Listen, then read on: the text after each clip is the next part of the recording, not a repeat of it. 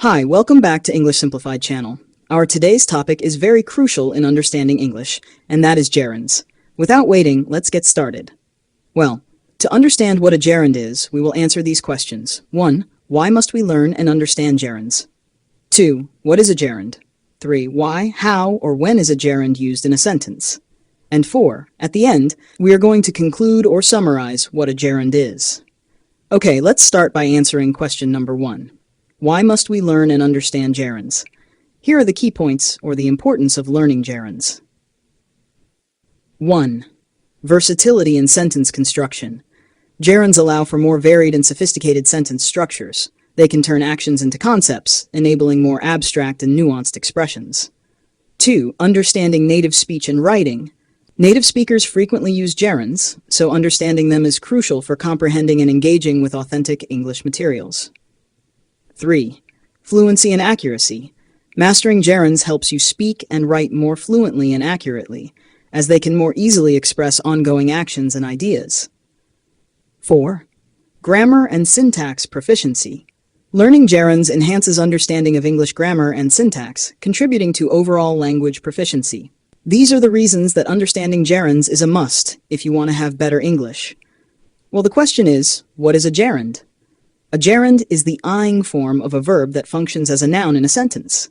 For example, in the sentence swimming is fun, swimming is a gerund. Simply, a gerund is formed by adding ing to the base form of a verb, e.g. run becomes running, type becomes typing, and walk becomes walking. A gerund functions as a noun in a sentence, which means it can be a subject, an object, a complement, or the object of a preposition. To make this clearer, let's answer question number 3. Why, how, or when is a gerund used in a sentence? As I have already mentioned, gerunds are used in various ways within sentences, primarily functioning as nouns. Here are the main uses of gerunds with examples and analysis. 1. Gerund as the subject of a sentence. A gerund can be the subject of a sentence, indicating the activity being discussed. Example, swimming is fun. Here, swimming is the subject of the sentence. The gerund swimming refers to the activity that is considered fun. 2.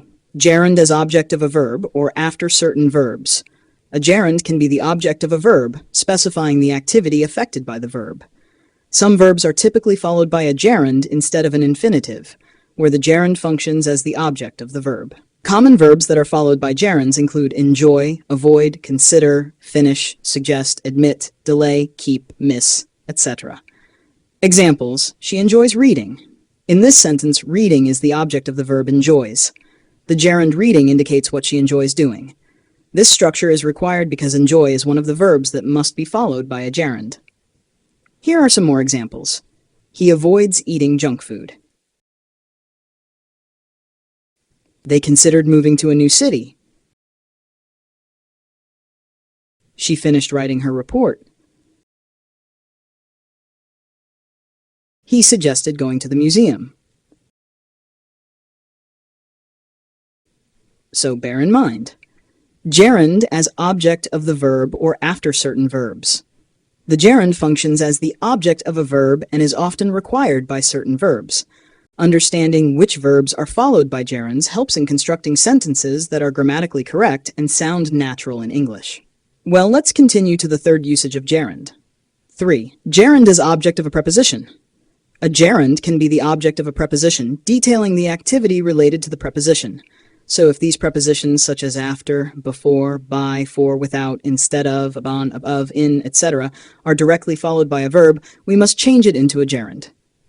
Example, they talked about going on a trip.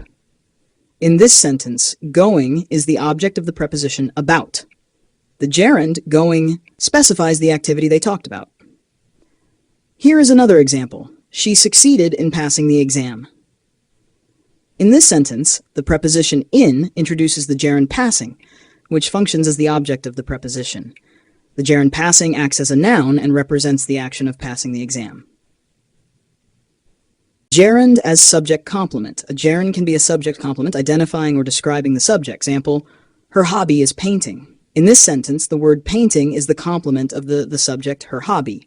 The gerund painting identifies what her hobby is. Gerund in compound nouns. A gerund can be part of a compound noun, describing the noun it is paired with. Example, he has a swimming pool. In this sentence, the word swimming is part of the compound noun swimming pool. The gerund swimming describes the type of pool. So those are the reasons of how, why, or when to use gerund. In summary, gerund is used as 1. Gerund as subject, e.g. swimming is fun. 2. Gerund as object of a verb or after certain verbs, e.g. she enjoys reading. 3. Gerund as object of a preposition, e.g. they talked about going on a trip. 4. Gerund as subject complement, e.g. her hobby is painting. 5. Gerund in compound nouns, e.g. he has a swimming pool. Understanding these uses of gerunds helps in constructing clear and grammatically correct sentences. Finally, that's all our discussion for this session. Only if you think this learning video is beneficial for you, please support me by subscribing if you haven't, clicking the like button, sharing this video, and leaving a comment. Thank you, and see you soon.